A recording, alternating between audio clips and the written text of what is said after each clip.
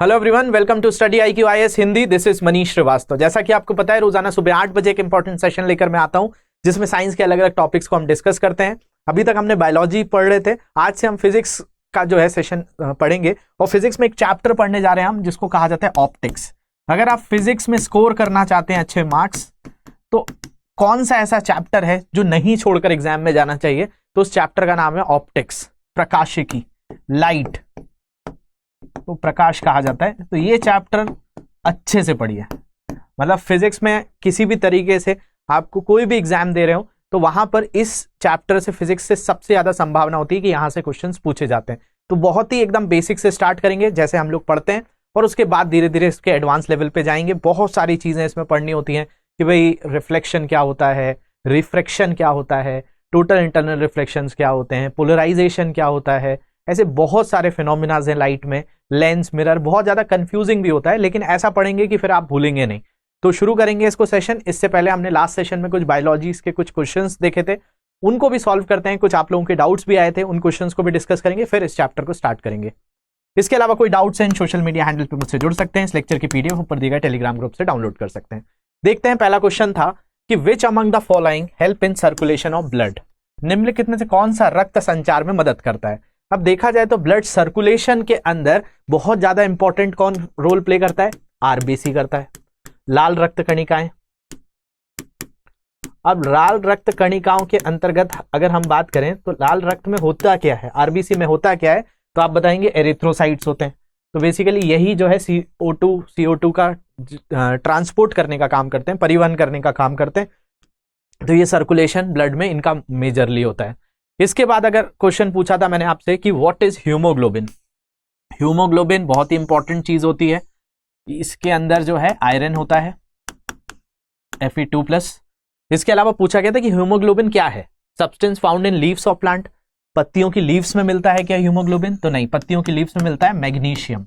और वो मैग्नीशियम किस फॉर्म में होता है, क्लोरोफिल के तौर पे होता है, जिसके अंदर मैग्नीशियम पाया जाता है। फिर substance found in the bone marrow, जो आपकी अस्थि मज्जा होती है, इसमें क्या पाया जाता है, तो इसमें मिलता है आपका RBC, WBC और प्लेटलेट्स।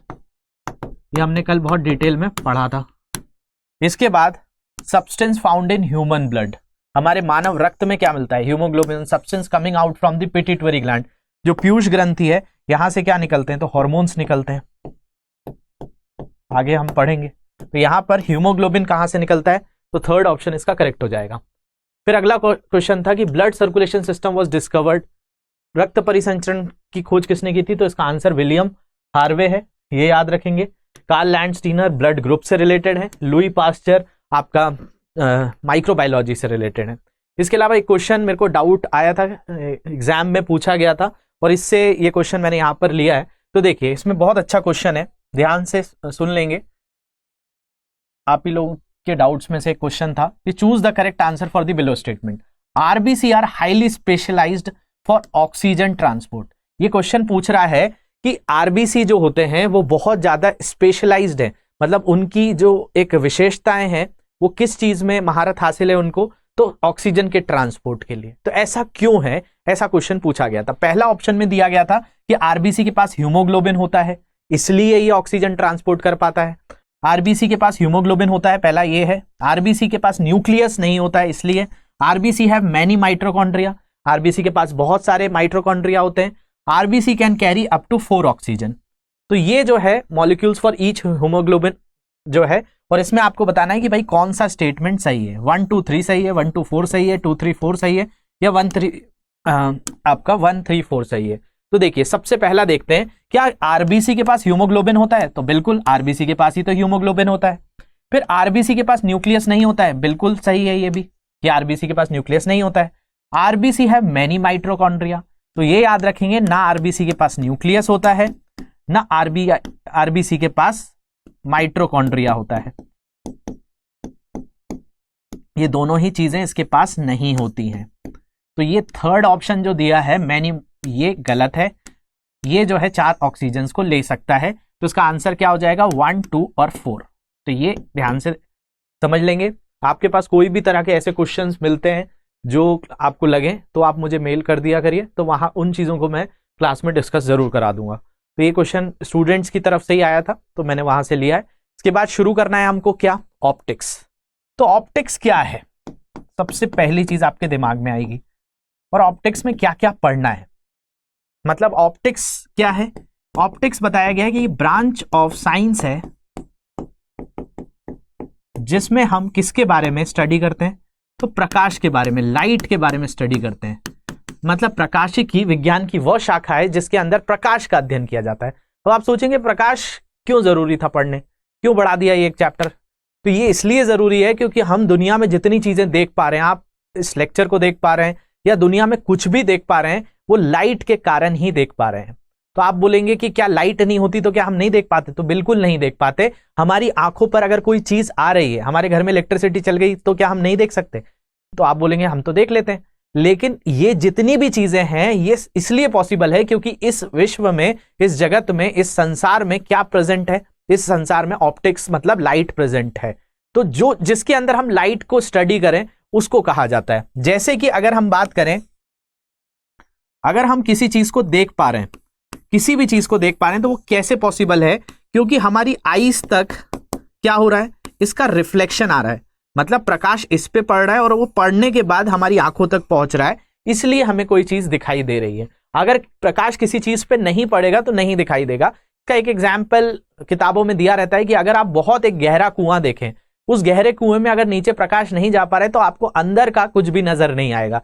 तो लाइट आपको तभी नजर आएगी जब वो किसी पर टकराएगी और टकराने के बाद आपकी आंखों तक पहुंच पाएगी। तो optics is a branch of physics या branch of science that deals with the study of light in different phenomena. मतलब यहां पर हम प्रकाशिकी की बात कर रहे हैं। प्रकाशीय विज्ञान की वो शाखा है जिसके अंदर प्रकाश का अध्ययन किया जाता है। प्रकाश की अलग अलग चीजें होती हैं, सोर्सेस अलग अलग होते हैं, इनकी रेखाएं अलग अलग होती हैं। बताया जाता है प्रकाश सरल सीधी रेखा में चलता है, light travels in straight line, linear straight line में चलता है। लेकिन अगर इसके बीच में कोई चीज आ जाए तो फिर अपनी डायरेक्शन भी चेंज करता है। तो इसी से पूरा लाइट का जो है फिनोमिना जो है ऑब्जर्व हुआ है। तो लाइट के अंदर बहुत सारी चीजें आपको पढ़नी है। तो भाई लाइट में कुछ ऐसी चीजें होती हैं कि भाई इनका कोई ना कोई सोर्स होता है। तो सोर्स ऑफ लाइट की अगर हम बात करें, मतलब प्रकाश के स्रोत,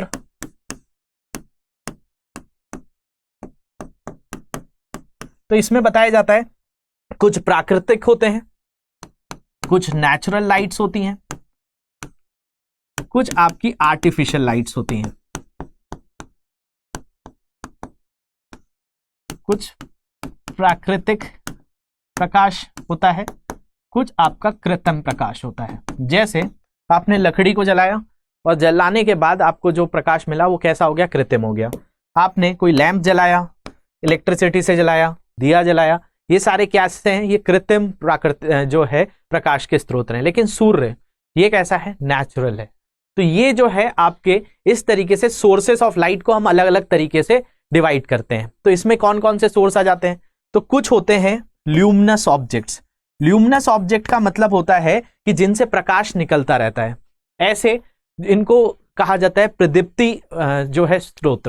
प्रदीप्ति स्रोत का मतलब होता है कि जिनके पास खुद का प्रकाश होता है। अप्रदीप्ति स्रोत होते हैं जिनके पास खुद का प्रकाश नहीं होता है। जैसे चंद्रमा, चंद्रमा तभी नजर आता है जब सूर्य का प्रकाश उस पर पड़ता है। तो ये एक ल्यूमिनस ऑब्जेक्ट हो गया, एक नॉन ल्यूमिनस हो गया। तो प्रकाश के स्रोत में ये दो चीजें होती हैं। तो जिसके पास खुद का प्रकाश है वो हो गया ल्यूमिनस ऑब्जेक्ट, प्रदीप्ति जो है वर्ग के अंदर आएगा। अप्रदीप्ति वर्ग के अंदर आएगा नॉन ल्यूमिनस, जैसे चंद्रमा हो गया। पृथ्वी के पास भी खुद का प्रकाश नहीं है। आप बोलेंगे हम तो लाइट जलाते हैं, तो भाई वो भी जो चीज है वो आप कहीं ना कहीं से बना रहे होते हैं। मतलब आप जो इलेक्ट्रिसिटी बना रहे हैं अपने यहाँ, उस इलेक्ट्रिसिटी से आप क्या कर रहे हैं,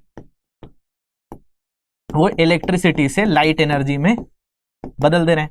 मतलब घर में इलेक्ट्रिसिटी आ रही है, लाइट बना रहे हैं। तो आप बोलेंगे कि पृथ्वी के पास तो खुद का प्रकाश है, लेकिन ये इलेक्ट्रिसिटी कैसे बन रही है, तो आप बोलेंगे कोयले से बनती है हमारे यहाँ, या फिर हाइड्रो इलेक्ट्रिसिटी से बनती है, जल से बनती है, या फिर न्यूक्लियर एनर्जी से बनती है। तो मैं ये पूछूंगा ये कोल, हाइड्रो इलेक्ट्रिसिटी, इनका सोर्स क्या है, ये कोल कैसे बना।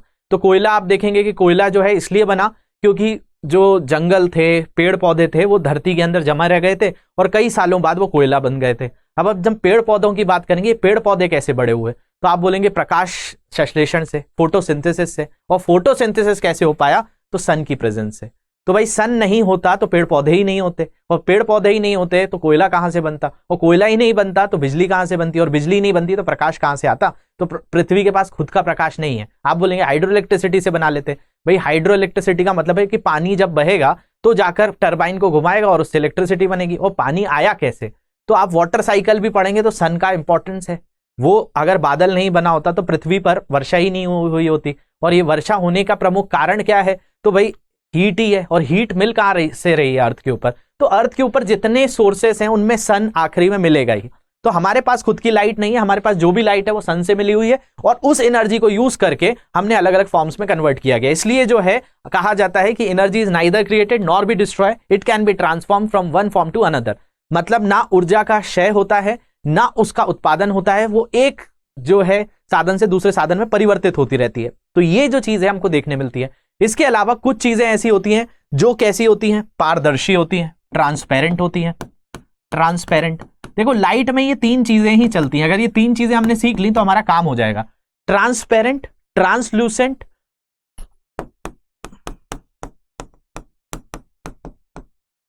और एक होता है ओपेक। मतलब इसी को कहा जाता है पारदर्शी, इसको कहा जाता है अपारदर्शी।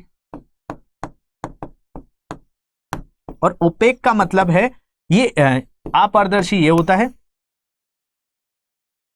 और ट्रांसल्यूसेंट का मतलब होता है अर्ध पारदर्शी। तो ये तीन चीजें याद रखेंगे, ट्रांसपेरेंट, पारदर्शी, ट्रांसल्यूसेंट अर्ध पारदर्शी, और ओपेक का मतलब अपारदर्शी। अब ये चीज क्या है? अगर आपको लाइट पढ़नी है तो ये तीन चीजें समझ ली तो पूरे फिजिक्स कहीं पे जो है लाइट में इसी तरीके से निकल जाता है। एक चीज जिससे लाइट आसानी से निकल जाए, मतलब प्रकाश जिससे आसानी से अंदर से बाहर निकल जाए, उसको कहा जाता है ट्रांसपेरेंट ऑब्जेक्ट। इसके अलावा दूसरी चीज है कि भाई प्रकाश जो होगा वो एक ऑब्जेक्ट के अंदर से थोड़ा थोड़ा आए, तो उसको कहा जाता है ट्रांसल्यूसेंट। और एक ऑब्जेक्ट जिससे प्रकाश निकल ही ना पाए तो इससे टकरा कर क्या होगा? वापस आएगा।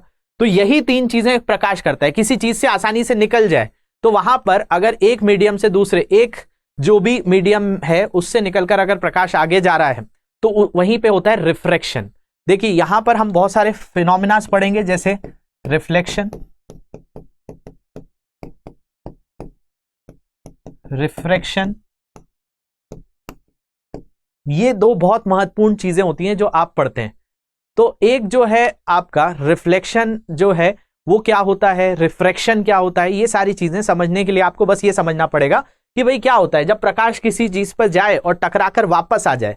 तो ये जो है टकराने के बाद जो वापस आने की घटना है, यही तो रिफ्लेक्शन है। जैसे कि चंद्रमा पर जो प्रकाश है वो पड़ने के बाद पृथ्वी पर क्यों आ जा रहा है? क्योंकि वहां पे हो रहा है रिफ्लेक्शन। तो रिफ्लेक्शन फिनोमिनास में ऐसा होता है।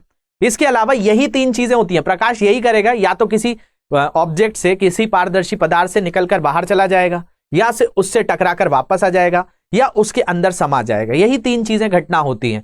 जब प्रकाश चले अपनी जो है दिशा को बदल दे तो वहां पर रिफ्लेक्शन हो जाता है।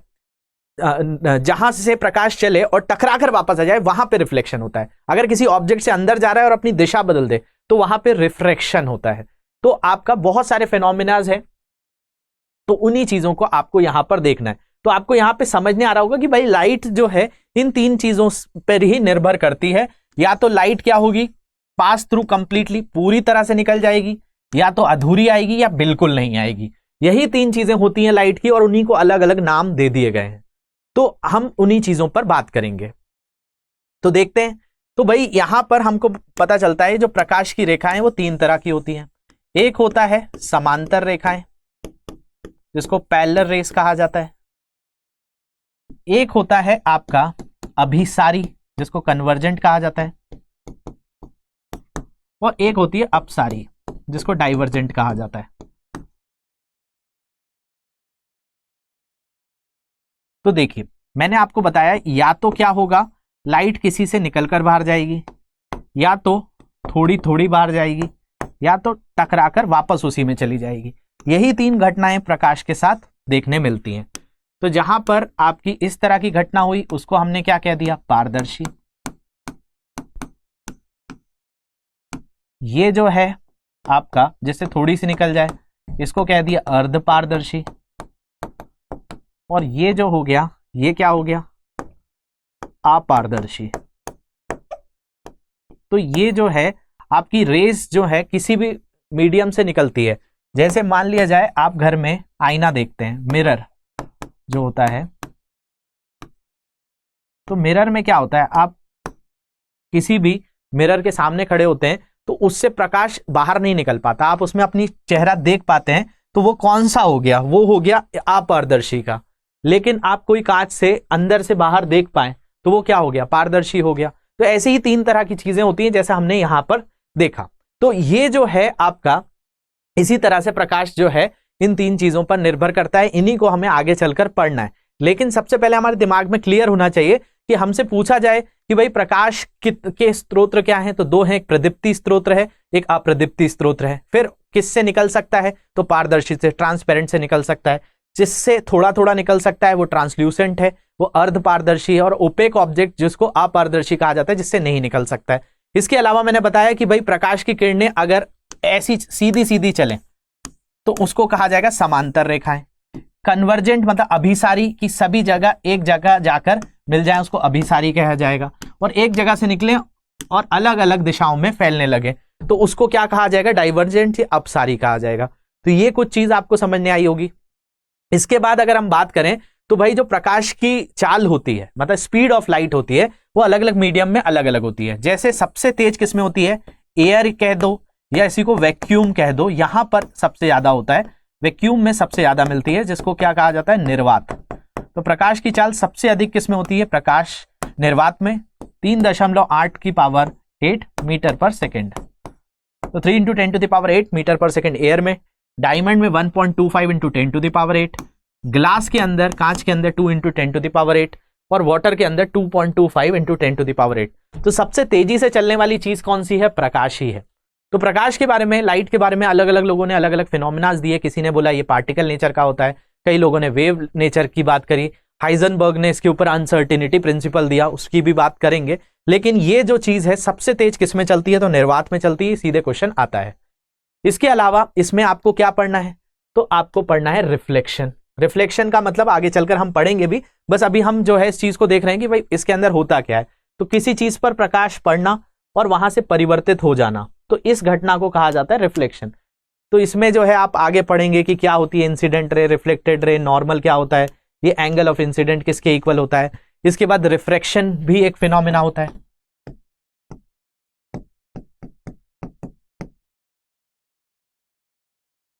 रिफ्लेक्शन, रिफ्रैक्शन, पोलराइजेशन,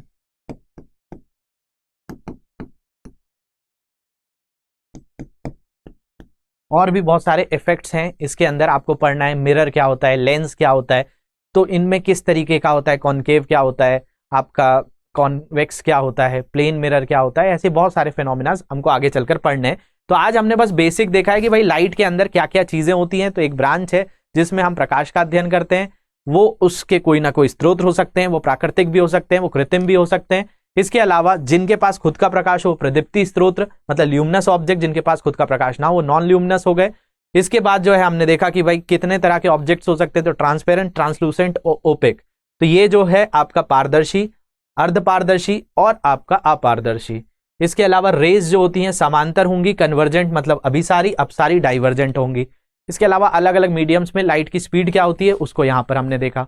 इसके अलावा कुछ फिनोमिनाज हैं जिसको हमको देखना है कि भाई इसमें क्या क्या हो जाता है, तो ये आगे चलकर हम पढ़ेंगे। इसके अलावा आज कुछ क्वेश्चंस देख लेते हैं, आज बहुत ही बेसिक पढ़ा है हमने। तो भाई velocity of light is maximum in with, यहां पर आपको बताना है कि भाई प्रकाश का वेग, ये जो है इसको नहीं पढ़ेंगे आप, यहां से पढ़ेंगे कि प्रकाश का वेग अधिकतम होता है किसमें, हीरे में, पानी में, निर्वात में या हाइड्रोजन में, डायमंड, वाटर, वैक्यूम या हाइड्रोजन। तो ये आपको बताना है। अगला क्वेश्चन है the time taken to reach the sunlight up to the surface of earth is approximately, सूर्य के प्रकाश को पृथ्वी की सतह तक पहुंचने में लगने वाला समय कितना है, 4.2 सेकेंड, 4.8 सेकेंड, 8.5 मिनट या 3.5 या 3.6 घंटे। इसके बाद अगला क्वेश्चन है which of the following is the highest velocity, निम्नलिखित में से किसका वेग उच्चतम होता है, कॉस्मिक रे, ब्रह्मांड किरणें, रोशनी, प्रकाश का मतलब इलेक्ट्रॉन का, या इनमें से कोई नहीं। इसको आप प्रकाश कर लेंगे। बहुत सिंपल से क्वेश्चंस दिए हैं, इनके आंसर जल्दी से कमेंट सेक्शन में आप लोग करेंगे। इसके अलावा कोई डाउट्स हैं इन सोशल मीडिया हैंडल मुझसे जुड़ सकते हैं, ऊपर दिए गए टेलीग्राम ग्रुप से PDF डाउनलोड करेंगे। Thank you very much for watching this, have a great day.